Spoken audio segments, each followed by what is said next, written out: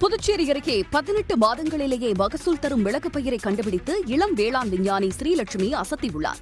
கூடப்பாக்கத்தைச் சேர்ந்த இவர் பத்மஸ்ரீ விருது பெற்ற வேளாண் விஞ்ஞானி வேங்கடபதியின் மகளாவார். இவர் நவீன தொழில்நுட்பத்தை பயன்படுத்தி திசு வளர்ப்பு மூலமாக 18 மாதங்களில் மகசூல் தரும் மிளகை கண்டுபிடித்துள்ளார். இதுக்கும் உள்ள வித்தியாசம் என்ன, இந்த கன்றுகள் எப்படி இருக்கு பாத்துக்கோங்க. ஓல்ட் டெக்னாலஜில பண்ணது, புதிய தொழில்நுட்பத்துல பண்ணது எவ்வளவு வேகமா வீரியமா வளர்ந்திருக்குன்னு பாத்துக்கோங்க. பொதுவாக மிளகு பயிர் செய்யப்பட்ட 5 ஆண்டுகளுக்கு பிறகு 15 அடிக்கு செடி வளர்ந்த பிறகுதான் காய்க்கத் தொடங்கும்.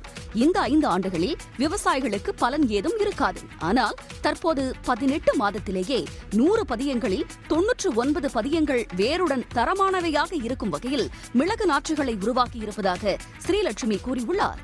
100 கன்றுகள் போடுறோம்னா கிட்டத்தட்ட உங்களுக்கு 40 கன்றுகள் தான் வேர் வரும். 40% தான் அதுல இருந்து வேர் வரும். மத்த எல்லாமே அழுகி போயிடும். என்ன ரீசன்னா நம்ம ப்ராப்பரா அதை உற்பத்தி பண்ணல. அதுதான் மெயின் ரீசன்.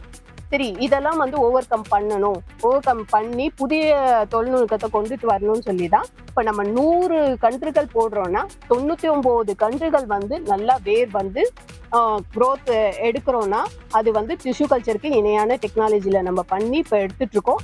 மிளகு மட்டுமின்றி கொய்யா, சவுக்கு ஆகியனவும் இந்த தொழில்நுட்பத்தின் மூலமாக மகசூல் செய்யலாம் என்று ஸ்ரீலட்சுமி தெரிவித்துள்ளார்.